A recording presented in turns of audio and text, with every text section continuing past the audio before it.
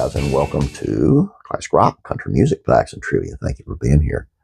Today's video is on Yoko Ono and her details her abuse by Beatles fans in a new documentary. She said they pulled my hair and hit my head. The documentary, 1:1, John and Yoko, turns its lens to John Lennon and Yoko Ono during the period when they first moved to New York in the early 70s, following the breakup of the Beatles. It was that time when the couple left London behind for a small apartment in Greenwich Village, where they began mixing with political radicals, free thinkers, and activists. It's a transformational period in their lives that led to the creation of some of Lennon's most politically charged music. At the time, Ono was receiving intense backlash from Beatles fans who blamed her for the band's demise. In the documentary, she details the abuse she endured at their hands and why she believes the Fab Four themselves might have fanned the flames of public resentment, whether knowingly or not.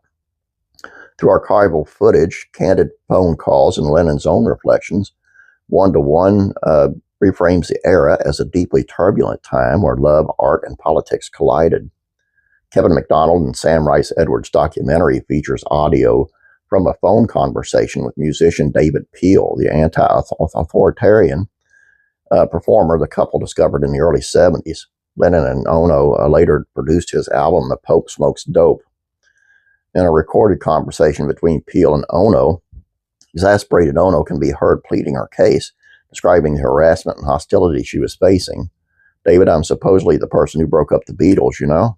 When I was pregnant, many people wrote to me saying, 'I wish you and your baby would die.'" "Really?" Peel responds incredulously.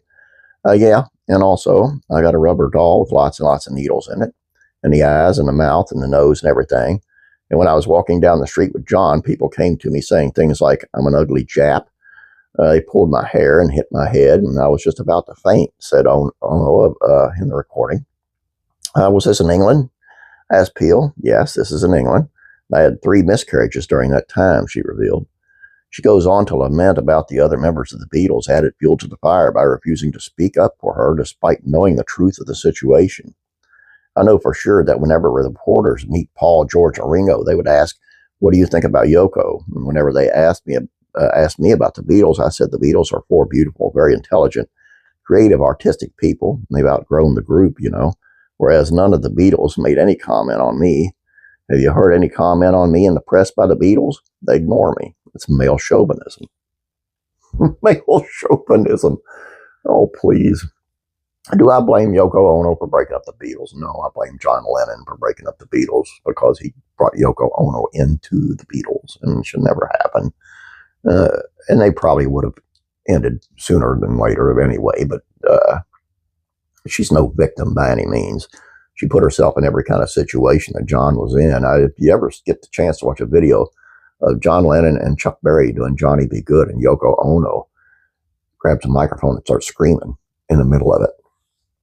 Chuck Berry's face tells it all. I mean, he's like, and they finally mute her microphone. I mean, it's hilarious to watch, and she should have never been there. I mean, who is she?